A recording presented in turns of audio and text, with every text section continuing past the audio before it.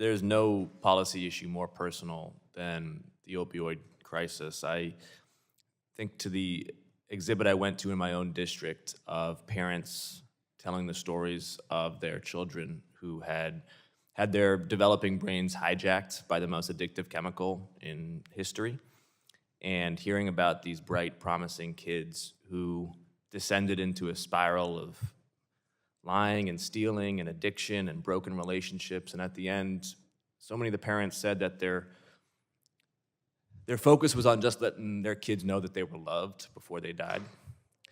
And we all have an obligation to stop this epidemic, and I appreciate and applaud each of the 5 of you for the work that you are doing there, and in particular you, Mr. Cullen, for your bravery in coming forward with your wife on this issue. There's none of us up here on the dais whose decisions as 23-year-olds would survive congressional scrutiny, and coming forward with this story is so powerful because the word you used, poisoned, is exactly the right word. He was poisoned.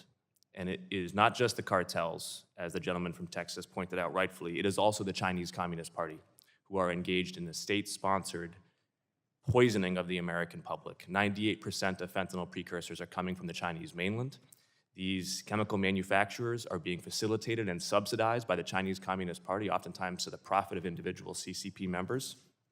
And as co-chair of the fentanyl working group last term, I introduced 3 pieces of bipartisan legislation to interdict the supply of this fentanyl directly on the Chinese mainland, because as all 5 of you have said, preventing this chemical from reaching the US mainland is the best way to stem this tide.